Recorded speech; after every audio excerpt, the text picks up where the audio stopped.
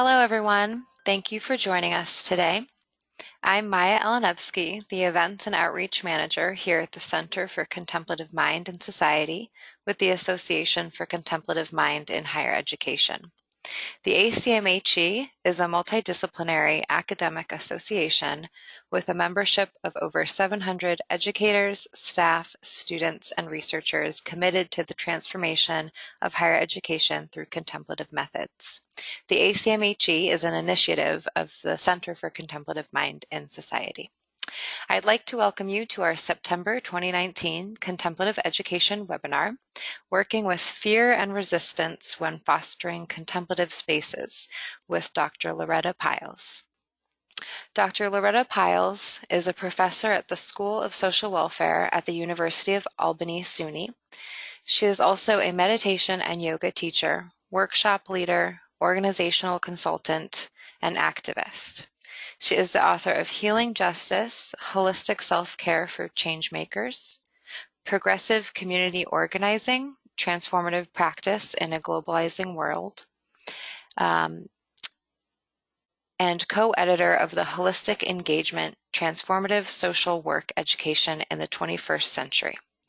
Her research has focused on violence against women, social justice, disaster resilience, and body-mind-spirit practices, and has been funded by the National Science Foundation.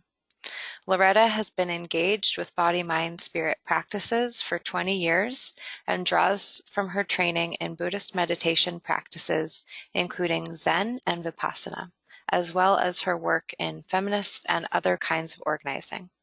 She is a 500-hour registered yoga teacher in the Kripalu yoga tradition and has additional training in trauma-sensitive yoga. She continues to study with teachers and to be curious about the connections between personal and social change. We are extremely excited to have her here with us today. Please welcome Loretta.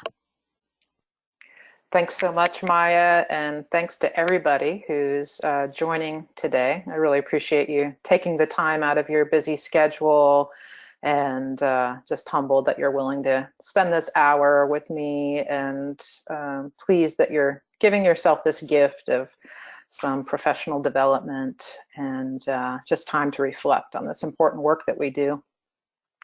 So I want to go ahead and begin with just a centering practice, a practice of grounded presence.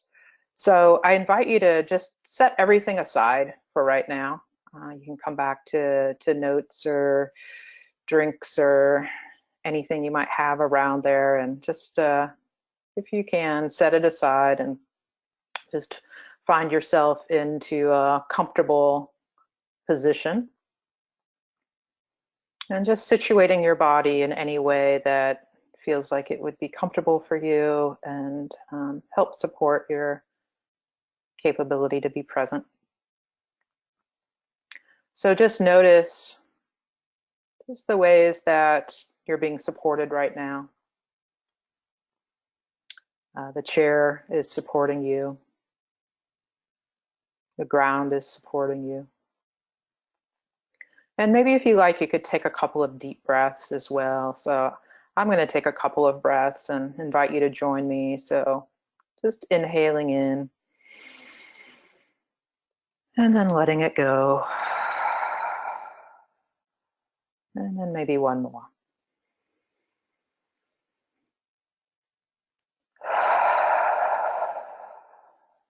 And then you're invited to, if you like, close your eyes or maybe just softening the gaze a little bit.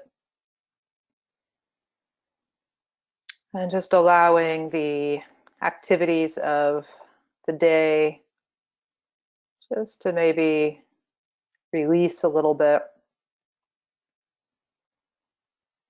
as we settle into this moment together.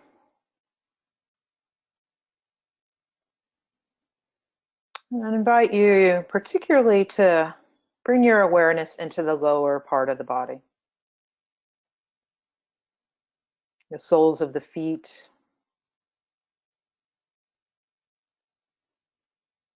ankles, and the lower parts of the legs, the knees, in the upper legs, in the hips, the low back. Maybe just noticing the hands resting. And just continuing to drop awareness into this lower part of the body. As we just cultivate a kind of grounded presence together. It's so critical in our culture of busyness and the digiphrenic world we're living in.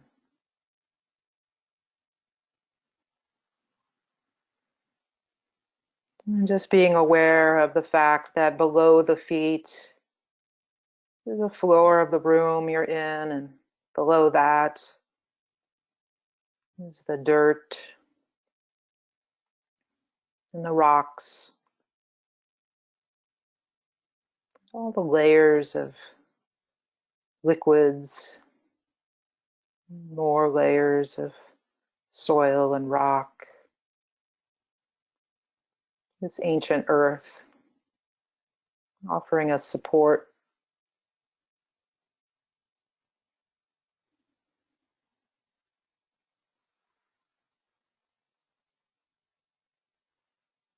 Maybe even just wiggling the toes a little bit.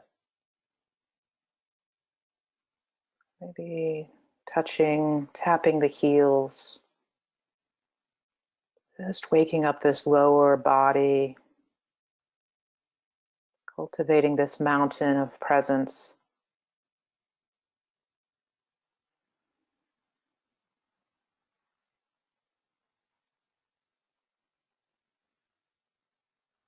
And taking another few moments just to allow things to settle.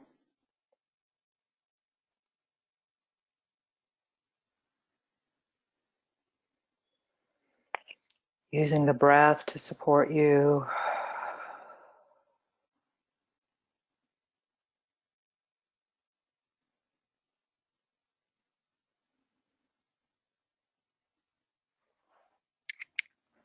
And then maybe just bringing a hand towards the heart, maybe one hand or two hand, and just resting it there and just checking in with how things are. Just allowing space for whatever's there.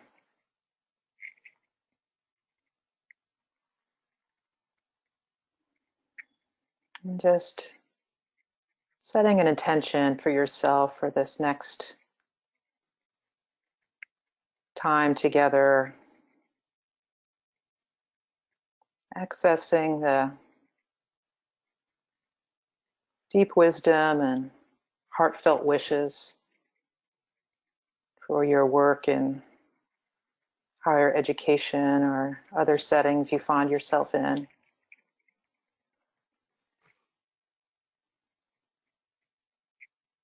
And just allowing those intentions to resonate.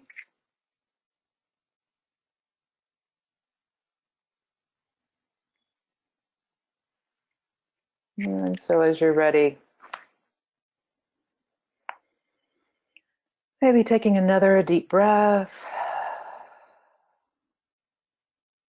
And then you could perhaps begin to flutter open the eyes if they were closed.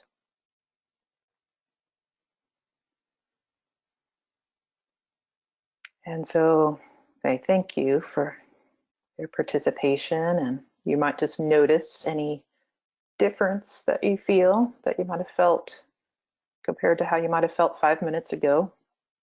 It can be helpful to just check in with how things are now. And so I'm going to move forward into the presentation part now. And I'll begin with this quote from Mark Nepo. He says, "We cannot bypass the human journey. It is the cocoon that releases our spirit." And so this is really the spirit with which I bring forth this idea of working with fear and resistance, right? Our habitual patterning tends to be that we want to bypass fear and resistance because it's uncomfortable, and we've been conditioned to do that, to bypass fear and resistance. And so the idea here is to see if the fear and resistance might not be something to get beyond, that we have to move past or set aside, but that the fear is the work itself, that the fear is that which we can lean into actually and learn from and compost into rich, fertile soil to continue to do the work that we want to do. So that's the spirit. It's in the spirit of transformative learning, transformative justice, healing justice, that we need to attend to this rather than moving beyond. And so I think it's a skill that we can practice and develop our capacities to be with. And I'm going to be talking about various stakeholders that we run into in our work. But I really hope that we kind of use ourselves as the starting point, because how we work with fear and resistance in our own lives is really how we're able to help others to work with fear and resistance. Not only other individuals or groups of people, but in terms of whole systems. So I see our work with ourselves as being sort of the fertile kind of training ground for doing this work. And so let me just say a few things about the learning objectives. I think you might have received these up front, but we'll be talking about some practical things in relation to how fear and resistance comes up and how we can work with it.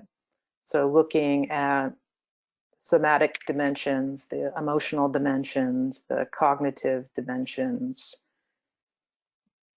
and then using inquiry practices as well. We'll touch on how compassion and trust and surrender can be powerful forces for working with this stuff, and then ultimately to be generative, creative in terms of creating change, whether it's learning or whether it's creating change in our institutions. I'll mention a little bit about organizational change theory, about how that could be helpful in looking into some of the systemic resistance. I'll touch on that at the end. And then reviewing previous lessons learned and how to work with fear and resistance. I'll touch on some of my own experiences through some practical examples, and encourage you to draw from your own experiences too.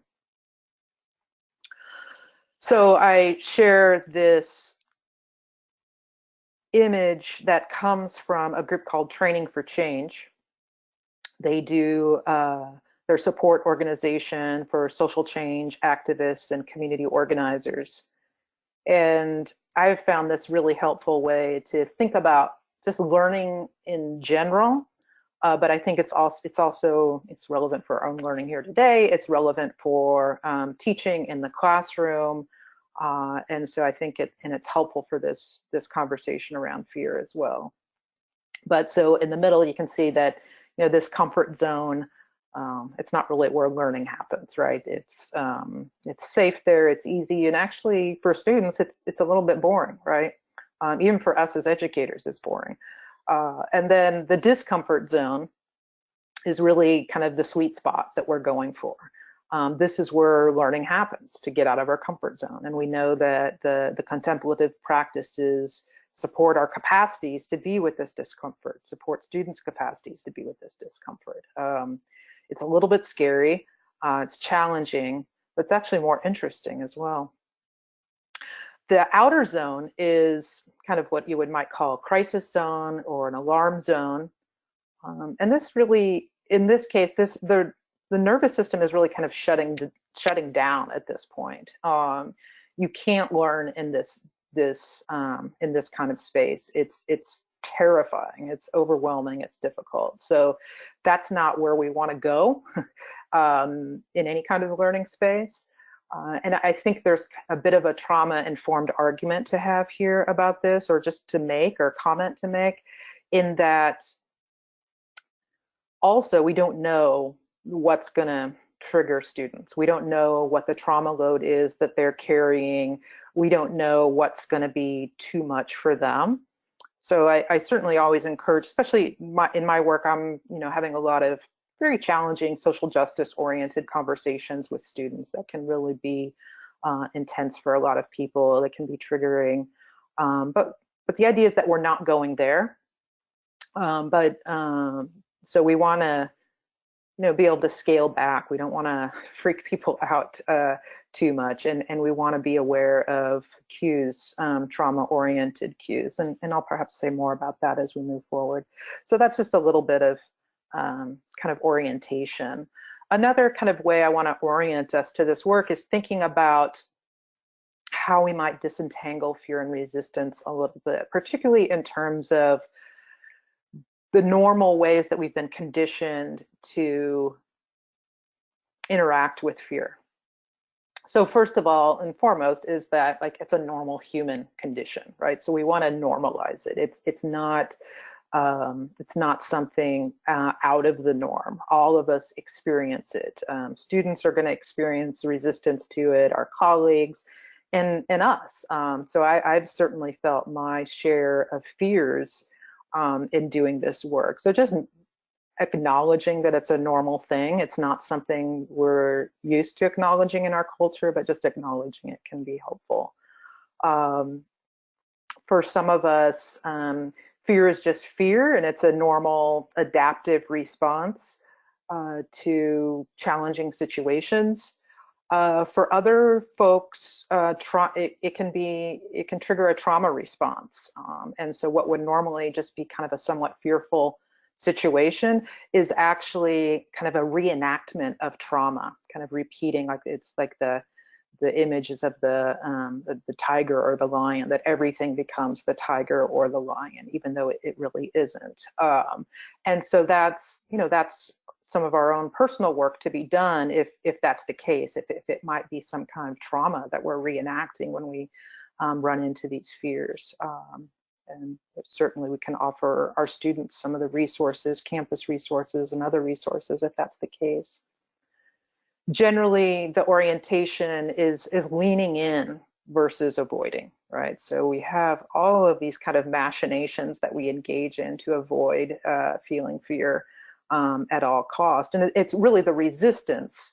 That's what I mean by resistance. It's kind of not willing to accept the fear. So there's fear, and then on top of that, there's kind of resistance to fear, right? So just some cases we're just kind of leaning into the resistance as sort of the first level of our awareness. And then so rather than managing fear, the orientation is to transforming fear. That is, working with it, leaning into it, seeing what it has to teach us, checking into what the underlying beliefs are that might be feeding it, and allowing us to learn and grow from it and not be driven by it. But that being said, again, back to the kind of the trauma-informed piece, I think it's important that for some folks, in some cases, leaning into a fear would be contraindicated, right? It would be too much for them. It would put their kind of system on overload a little bit. So sometimes it is about managing the fear. Sometimes it is about, this, I've got to step back. I've got to sort of check out a little bit here, actually, because it's too much to be with it. So it's not that managing kind of never has a place either. Surrendering versus controlling. So that's kind of, a scary thing. Sometimes we think we're going to be consumed by fear. We think that's who we are. We identify it. We go to a lot of effort to try to control our lives, right? To avoid basic fears. I mean, it could be anything from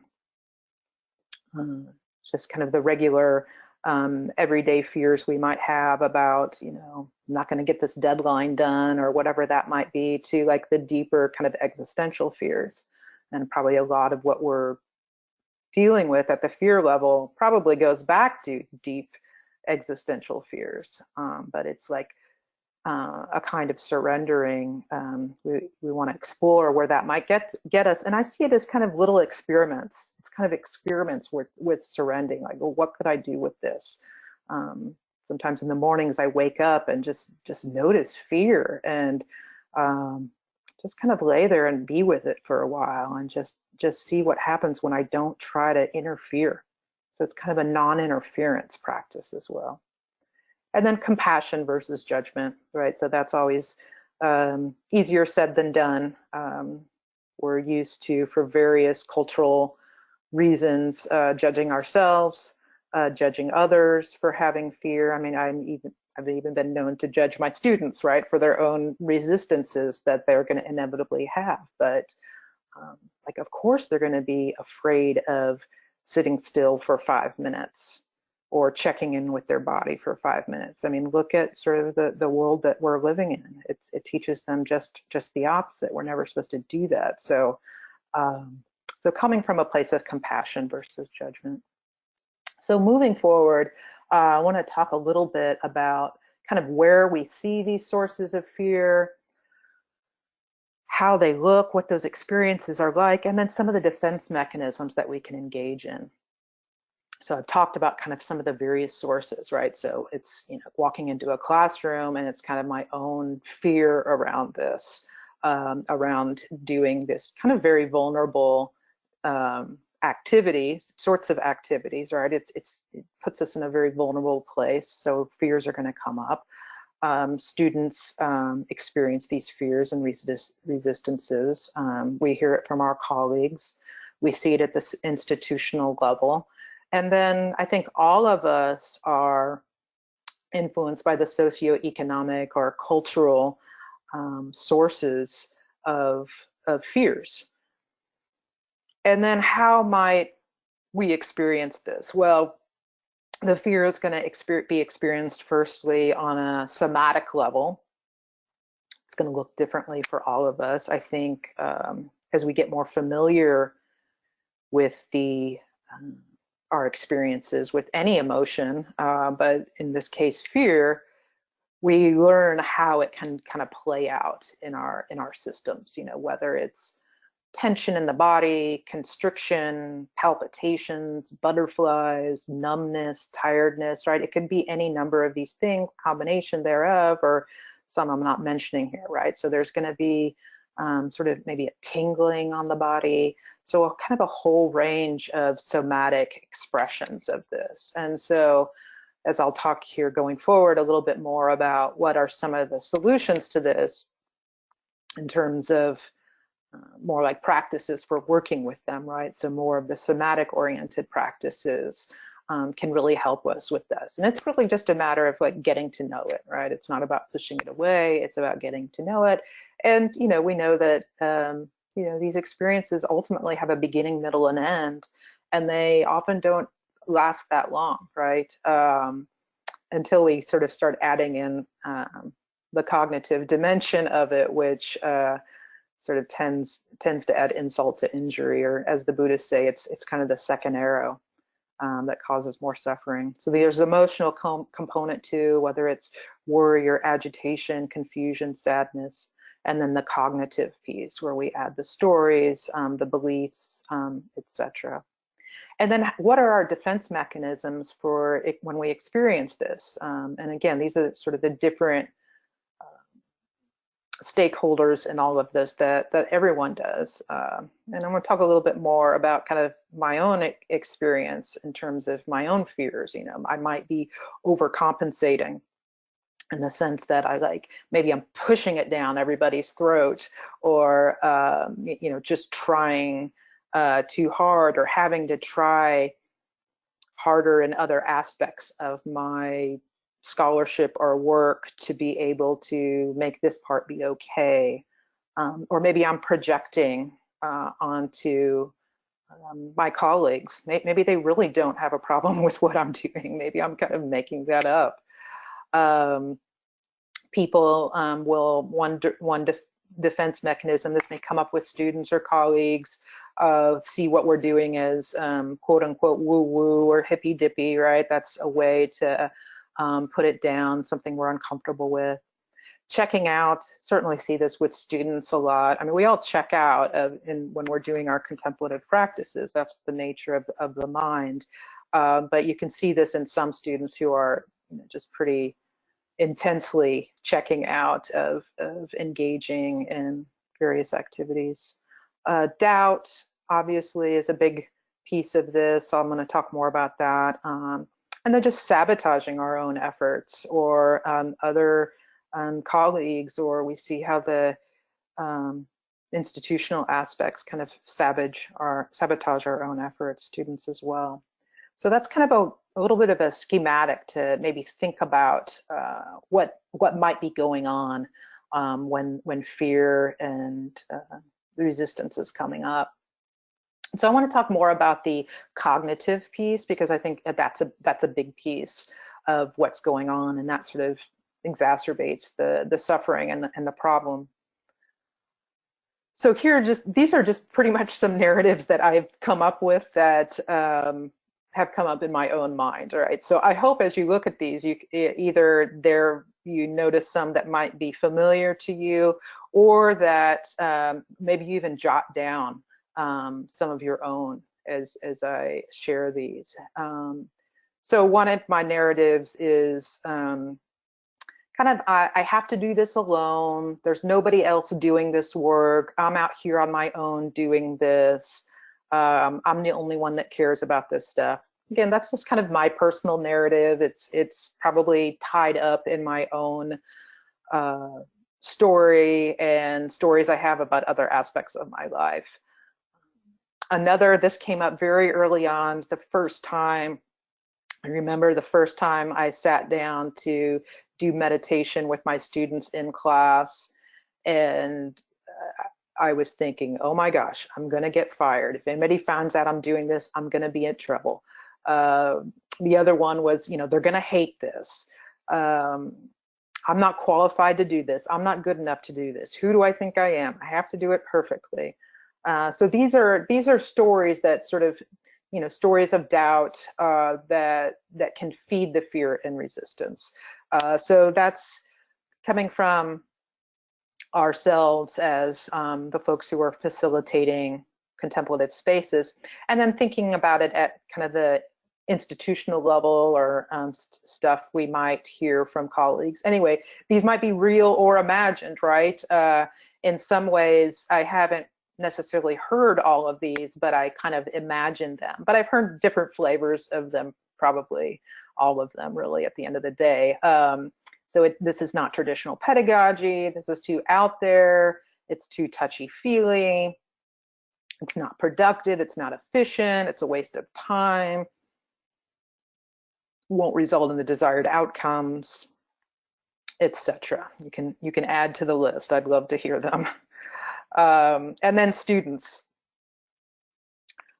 This is not learning. This is not real knowledge. It seems like something for kindergartners. It's not really my thing. I'm not a good meditator. I don't believe in this stuff. I'm just too uncomfortable, right? So these are just examples of the kinds of things I've certainly heard from students over the years, but really, less than I would imagine, less than I would imagine that they would think. But it's certainly real, and certainly an opportunity to help them to engage with their own narratives. So, right, that's a part here. That's a big piece of what we're talking about here, is how can we develop the capacity to help students and others engage with their own narratives and get to know them more. And so in that vein, then, how can we work with these different stories and beliefs? So a few things just to begin with are just to kind of break them up a little bit, let them kind of lose their power a little bit by asking some questions. Could this narrative, this story, be objectively true? And then who would determine whether it was true or not, right? So usually right away, that whenever I ask myself that question, it completely shuffles the deck a little bit. That there's actually no one who could say that this is true or false. These stories that I'm hearing, or these stories that I'm telling myself, what stories from the dominant culture does it resemble? So really looking into the social construction of these beliefs and looking at ways that the dominant culture might reinforce it, right? Even the dominant culture of the university, right? So we're in this kind of university setting that very patriarchal, neoliberal university, right? So we're talking about white supremacy, all of these things that are at play, all of these phenomena that are at play in the dominant culture of the university. And so these beliefs would be, many of them would be normal things that would come out of that given the context that we're working in. But the more that we can sort of bring some analysis to it in that regard, I think it can help us to work with them more productively. For me, with my own personal stories, and I think this can be helpful with students as well, what stories from my family of origin do these beliefs resemble? So really looking at that, this idea that I've got to do it alone, I would say that comes a little bit from my own family of origin personally. Where else have I seen these beliefs appear in my life? And then what would happen if I let go of this story? Like how would it be? How would I be?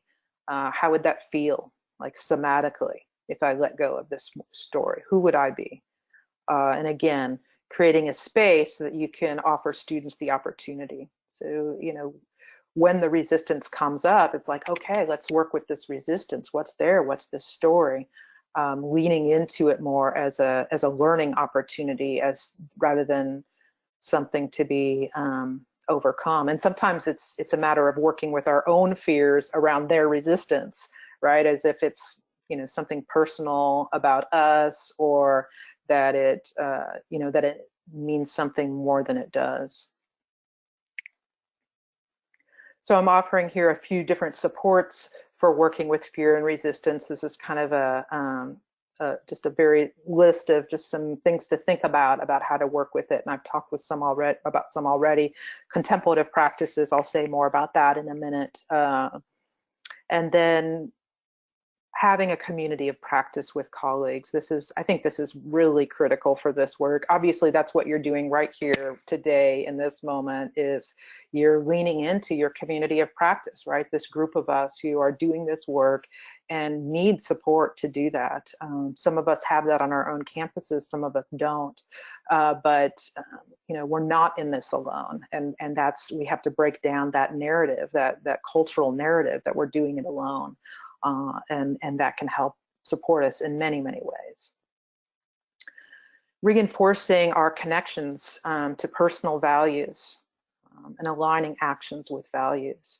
So again, for me, when the fear and the resistance, and for me, a big narrative is around the cynicism I feel with the university setting. And I sort of have this dark nihilistic side about universities and university life sometimes, and I have to realign, like I have to check in with what my values are,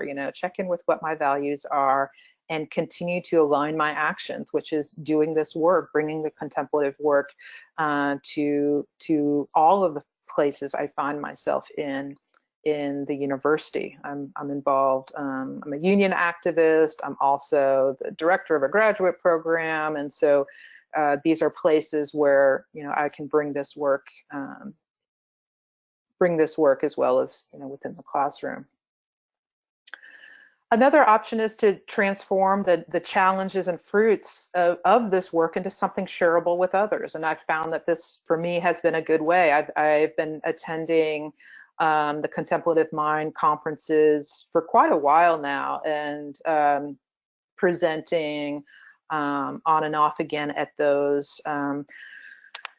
It's a way to just reinforce the work and to share your struggles with others and share the fruits and rewards, doing a study on it, publishing on it, right? So these are ways to use the fear. Again, it's like this composting of the fear and resistance for good.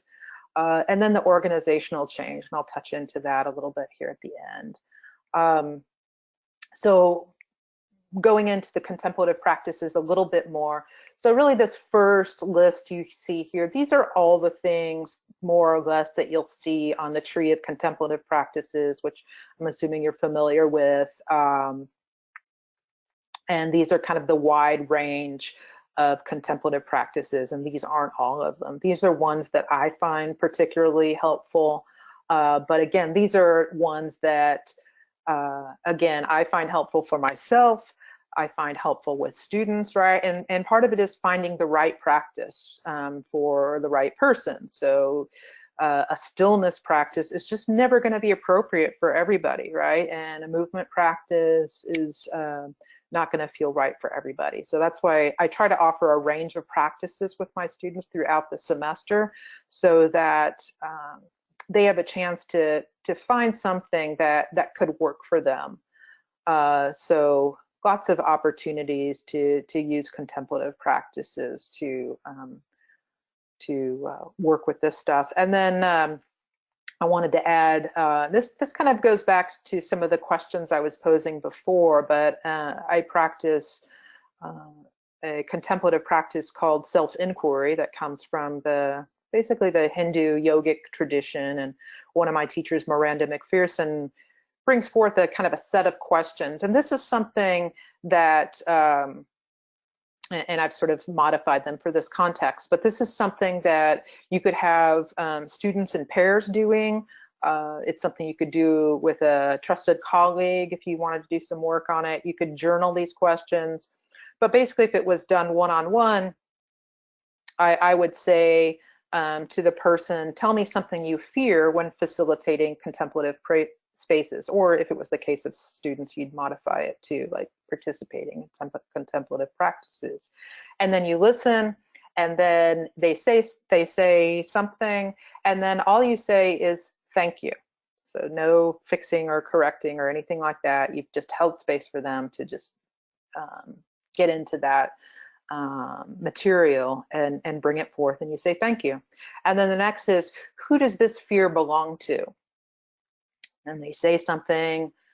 Maybe they'll say, you know, this belongs to, you know, my teenage self, or, you know, or this belongs to the story of my dissertation advisor many years ago that they projected onto me. And then, thank you. And then the third question, what's alive in the space beyond fear? So, you know, when you let go of the fear, what's alive for you right now beyond that fear? And it helps people to and then they respond and you say thank you. And that helps people to sort of see that we're more than our fears, right? We want to touch into it. We want to look at that content, but then we also want to bring spaciousness to it. I noticed note above there at the second line, cultivating expansiveness. That's a huge resource in doing this work. As we notice our capability to be expansive, we can use that as a source of resilience. So maybe we notice a spaciousness in our heart, or maybe we notice the sun shining in on my skin, or whatever it is, but it's an opportunity to touch into that. And then you would switch places with the inquiry questions. So I want to talk finally about just planned organizational change. And this comes from Kurt Lewin's work, as well as some folks in my field, social work, have done some work with this. But there really are intentional ways to work with fear to work with any kind of problem or challenge you face at an organizational level. So if you're able to identify, so this is a way to sort of overcome the stuckness that we can get into when we're thinking about changes in organizations. It can feel overwhelming, and we can sort of get into a fight, flight, or freeze mode a little bit when we are faced with some of sort of the daunting organizational change.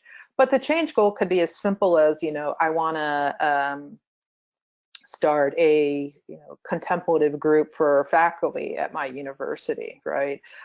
So you would articulate that change goal with some key folks and identify who the critical actors are in that. Who would you need to get support to do that?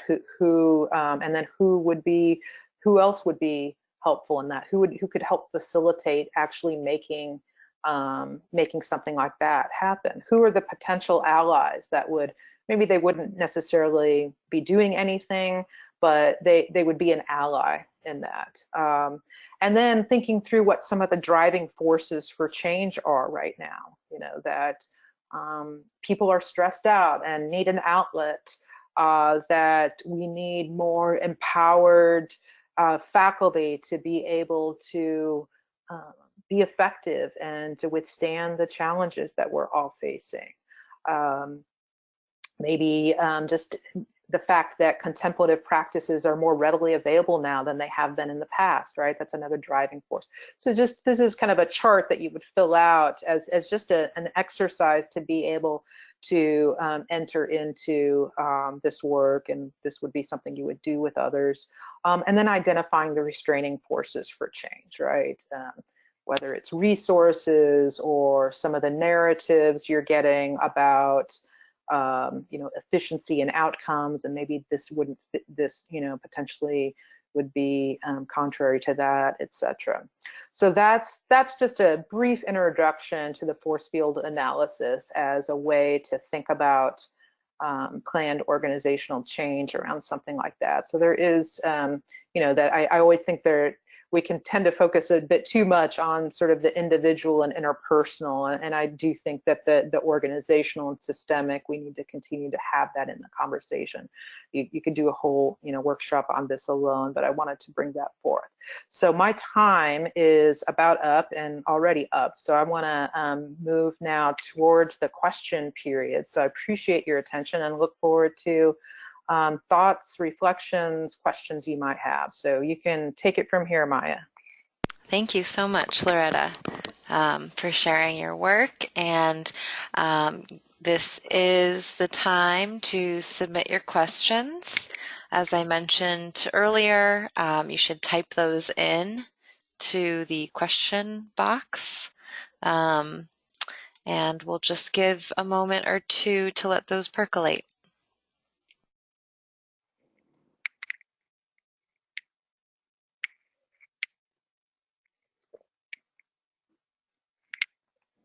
And if anybody wants to share their some of their beliefs that they noticed and came up with, I'm sure people would appreciate you sharing some of your own beliefs or some of the narratives you've heard over the years that are kind of challenges to this work.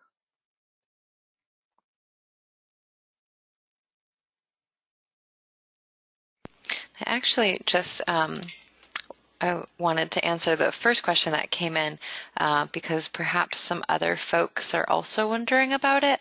Loretta, you mentioned the tree of contemplative practices. And for those of you who are unfamiliar with this tree, I'll send a link out to everyone via chat. It's a resource that we have on our website illustrating some of the contemplative practices currently in use. And our intention is for this tree to continue growing. So please note that the kinds of practices that are listed here are certainly not intended to be a complete list. That would probably be impossible. So I will send that link out and let other questions come in.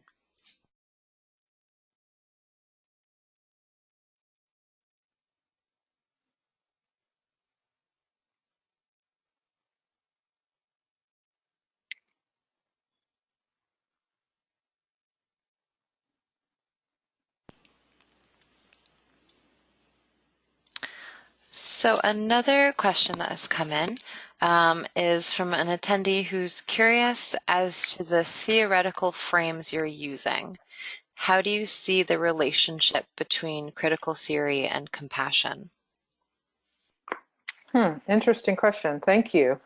Um, yeah, I mean, in general, my work is informed by a lot of, I think, like-minded theoretical perspectives that sort of mesh with each other. At this point, transformative justice, transformative learning is a big piece for me. And I see that as informed by more social constructionist kinds of theories, as well as critical theory, in the sense that acknowledging that the systems and what bell hooks would call imperialist, white supremacist, capitalist patriarchy, that this like intersectional, interlocking system. So that's why I see critical theory as a little limited, because it's not looking at kind of all of that.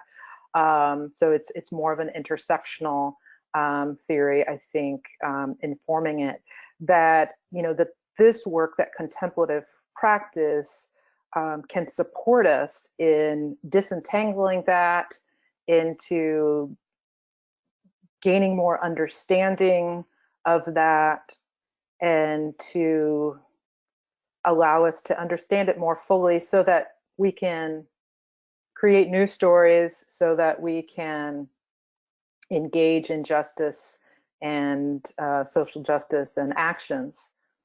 You mentioned compassion as well, and I think that's kind of a really interesting piece, especially kind of the contrast between compassion and kind of critical, or of a critical approach. And I think that's a little bit about kind of what's been missing from more of a critical approach in some ways. This is kind of a more of a confrontational approach in some ways, in some circles. And so I think that the value added here is to bring the compassion to it, that yes, these systems impact us all deeply.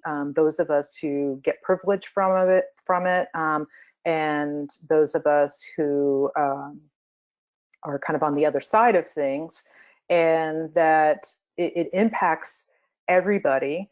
And when we can have compassion for the scenario we all find ourselves in, that it just seems like a really important starting point for going more deeply. When we are in that place of blaming and pointing fingers and kind of the call out culture, it doesn't seem to be as rich or productive. That I'm reminded of this idea of calling in rather than calling out, right? So in the end, it's about relationship. For me, it's always about relationship. Even though being right feels so good, right? We want to debate, we want to be right, and it does feel so good. But whatever I'm doing, whatever spaces I find myself in, whether it's with students, colleagues, all the folks with the fancy suits that run our universities, right? That like, how can, and that's the hardest one for me, I have to admit, that how is this building relationship? How is this building relationship? So, and I just have to call out finally, in terms of the theoretical, is that I think the feminist, I've been highly influenced by radical feminist theory for the last more than 20 years, probably more like 25 years. And so that's a really important, more like 30 years. That's a really important piece for me in all of this. So with that, I'll stop. Great, thank you. The next question we have for you, is there a way that you've personally tempered the woo-woo factor that people, especially faculty, often associate with contemplative practices? Mm-hmm. Actually, I wrote an article recently, and I think you can find it on my website, and it's called "Stop Saying Woo Woo and Hippy Dippy." So I actually, that was my way of processing that. And in the article, basically, I'm saying that those are like actually highly offensive things to say in the sense that, things that are woo-woo are the kinds of come from the values, beliefs, and practices of indigenous cultures and other cultures that have used these kinds of traditional healing practices, traditional spiritual practices, and to call them woo-woo is actually pretty offensive. And so I kind of go that route a little bit, and I think just offer folks some education around that fact. Just it can sort of disarm people a little bit when they look at it that way. And it's also related to the privileging of science and the privileging of, the narratives of science and the people who are the purveyors of, empiricism and positivism, which all of that plays an important role in our society, is important, is same with, allopathic medicine and the ways that that helps people. All of that is important, but the privileging of that and the privileging of certain kinds of wisdom and certain kinds of knowledge, rather, and ways of knowing at the expense of other ways of knowing, and it is again another kind of violence towards people, towards specific groups of people and ways of knowing and doing and being. And so I really take sort of a social justice analysis of that. Thank you. Okay, so a bunch of questions are coming in. The next one is, could you speak a little to the difference in approach you might take in addressing or responding to fear manifested organizationally or systemically different from individuals? Mm-hmm. Or individually. Yeah. I mean, I think in some ways they're kind of two different beasts. In another way, they're similar in the sense that systems, organizations, they're always made up of people, right? And so you can, I think, start with people. I mean, in all cases, and starting with ways that would, even if you're not in a situation where you could bring in a contemplative practice, it just wouldn't be appropriate, or the group is not ready, or whatever it may be, that, these questions around compassion, these questions around empathy, creativity, generativity, bringing forth these values, I think can go a long way to resonate with people as individuals. I think, the systemic stuff is harder. I think for me, it's been a lot of persistence. It's been a lot of patience. It's been a lot of waiting for allies to appear. But for me, just thinking about that kind of force field analysis, finding the allies is really critical in that regard. And sometimes the critical mass is not there. For me at my university, it wasn't there 5 to 7 plus years ago, 7 plus years ago when I started doing this kind of work more kind of intentionally. It just wasn't there. And I felt like I was just beating my head against the wall all the time, and was kind of in a bit of a kind of a fight mode a little bit. And, maybe it did kind of start chipping away at things a little bit. But in the end, it was when, several years later, when some other faculty started to emerge and step forward, and we got some new energy into the department, and now we're kind of moving into this place where I could never even I was trying for years to get this mindfulness course called Mindfulness Yoga and Social Work Practice course accepted as kind of a core part of the curriculum, and it just wouldn't happen. There were just too many of these kind of narratives and beliefs that I shared with you before that were coming up around that. And then now suddenly we're at this place of we're putting together a graduate certificate called Integrative Body, Mind, Spirit Practice, right? So we're at the point where that's being kind of accepted. And part of it was this intentionality, this kind of persistence and hard work, but it couldn't have happened until kind of these allies appeared, and there was some patience that was really required. So sometimes it's things can't be forced either. It's gotta, things have to unfold. Thank you so much.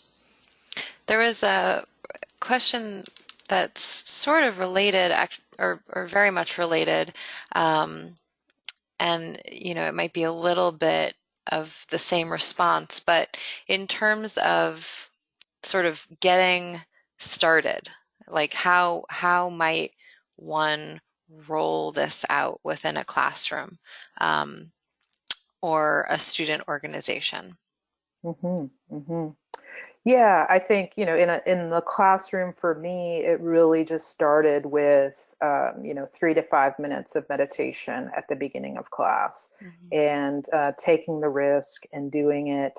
I pulled together a little bit of the research that can be really helpful to people to see sort of the rationale for it. Here's one PowerPoint slide about why contemplative practices can be helpful in the classroom, and here's what the research is saying, right? It can help build community, it can help lessen anxiety, all of these things that we know about. So in some ways it's kind of just doing little chunks, little baby steps, and just kind of, as far as students go, I think really, what the low hanging fruit is. It seems to me that, I mean, I'm in a social work school, so it's a little bit different flavor than maybe some departments, but I have a student that comes to me who's actually also a yoga teacher, and she wants to offer yoga to students, right? So that's kind of some low-hanging fruit that's right there in front of you. So sometimes there's kind of low-hanging fruit there just to start with as a starting point, and just leaning into that and going with that, going what's there right now. Great. Thank you so much. So I didn't announce that would be the last question, but I do think that's all that we have time for today. I know more are coming in, and I will share those with you, Loretta, so that you can have a chance to see what's coming up for people. So I want to thank you again, Loretta, for joining us today, and thank you everyone who attended. I want to remind you all that this webinar has been recorded, and we will upload it to the website soon. Our webinars are made possible by your support, and we invite you to make a donation and check out our extensive webinar archive at contemplativemind.org. I also want to mention that you can hear more from Loretta at our upcoming ACMHE conference, where she will be presenting a parallel session titled Using Collective Poetry Collage to Teach Healing Justice. This will be taking place in November at the University of Massachusetts Amherst. You can learn more on our conference website, www.acmheconference.org.